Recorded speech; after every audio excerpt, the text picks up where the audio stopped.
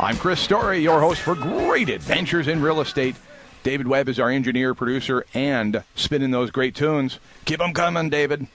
I've got an email. Chris, if I build a garage without a permanent foundation, will this create problems for financing? Well, yes, it can. But let me explain. If it looks like a duck and it walks like a duck, it might leave.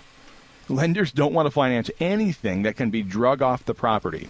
That includes washers and dryers. That's why we don't like to put, we being realtors, don't like to put into a contract anything to do with appliances, furnishings. If you're buying a bed and breakfast, anything to do with the operation of the bed and breakfast, that has nothing to do with what a lender is coming in to do. So a lender is coming in to finance the real property and anything affixed to it. And so a garage that is built on, say, pads or on timbers or something that it looks like a forklift could come in, pick it up, put it onto the back of a trailer, they're not going to like it. So one would want to look at it through the eyes of, does it look like a duck? Does it look like it could walk away and take away with it some of the value? So that's going to be the problem. So one way to avoid that, if you do not want to put a slab down, and so I presume the only reason you do that is to avoid the expense of it. So if you're going to do this, skirt it, insulate the skirting, make it appear as much as possible that it is in fact a part of and a fixture of the actual real estate, because your garage is not real estate. Your garage is personal property that then can become affixed to the real estate, which is the land. And so that is their guarantee, is of course that they're leveraging and they're leaning your land and anything affixed to it. So if it looks like, again, if it looks like you can haul it off, your lender's going to be in increased risk, and they're not going to count that as part of the value when they're having it appraised. So anyway, just something to think about. A slab is worth every penny. I would at least look into the cost of doing it, and if it's going to be worth it. You know, the ultimate payback is definitely, people would prefer to have a garage that has a slab floor than that of a wooden plank floor, something like that. It's just more functional. What was I going to say? I had one other thought about that.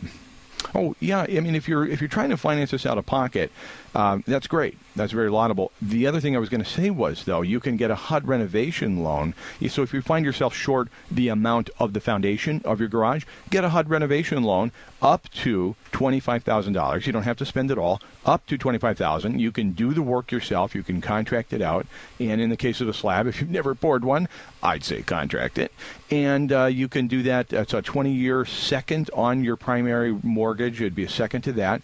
Around 7% interest, 20 years, a couple $100 a month is the payback. You can always go back and refinance and put the two loans back together when you see another refi dip or interest rate dip, and it makes sense. Of course, you'd want to talk to your mortgage professional about that.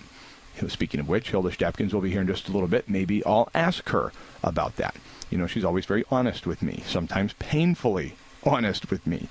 Let's see here. AJ's Old Town. Oh, the other thing about that real estate, I'll go back to the email just real quickly.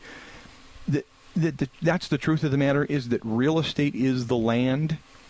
Anything else is personal property unless it's affixed to it. An interesting thing to note is that, in fact, your real estate, your land is appreciating and your buildings are depreciating.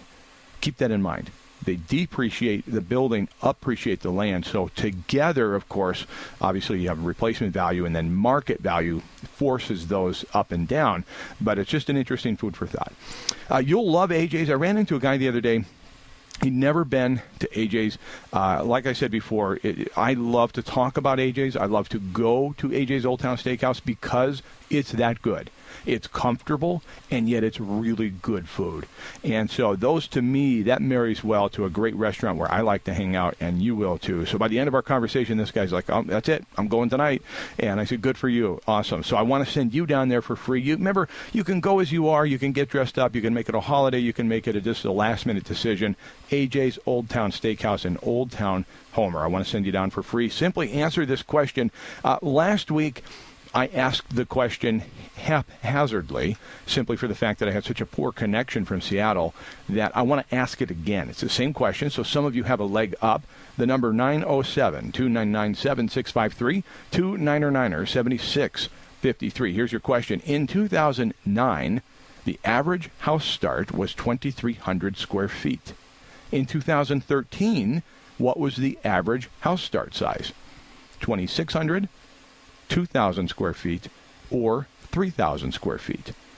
2009 was 2,300. Did it go up or down in 2013? Did it go up to 26, up to 3,000, or down to 2,000 square feet? 299-7653. 299-7653. Already people are texting in, but you can join in. Fear not. There is plenty of room. The pool is warm. Everybody jump in. There's a bend in the trend. New house starts, we'll discuss that in just a little bit as to what they're doing. I don't want to give it away too much, but I will tell you this. Tiny homes, irregardless of what's happening with new home starts, tiny homes are becoming more and more popular. We actually post quite a bit about this on Story Real Estate's Facebook page. So, again, go there, like it, follow. And one thing that I'll remind you and everybody that I talk to about the tiny home syndrome, what's happening with tiny homes, don't forget the power of leverage. You're leveraging this small space. You can do anything with it. You can do something really dramatic, artistic, upgrades. All of it can be done in 600 or less square feet because the budget will allow for it. So I see some people are building these tiny homes out of used pallets and things like that, and that's all great to use creativity and everything, but don't forget that you can also really dress it up with stone, tile, marble, all kinds of just really cool things, hardwood, tongue and groove, just about anything can be afforded. And then the other thing that I thought of, which was really awesome, and I shared this with you once before, but I don't know that you appreciate it as much as you should have, replica of famous homes. Right? Like a Falling Water by Frank Lloyd Wright, something like that. Think creatively and outside the box. Meanwhile, back at the farm, we'll come back to the box with Hilda Stapkins right here for the Mortgage Moment.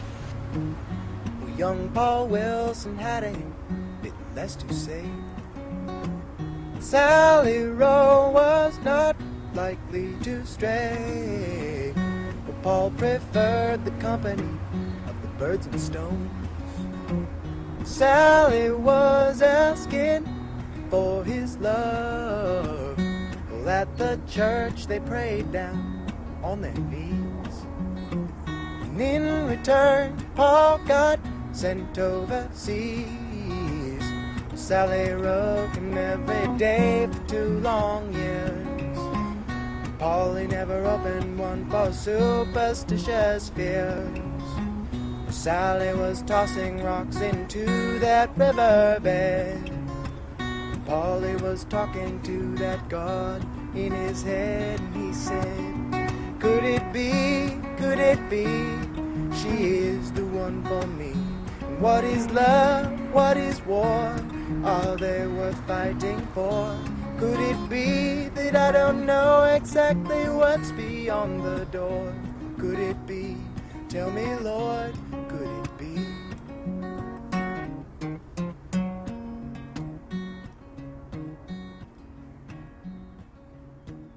Well, Paul was stationed at the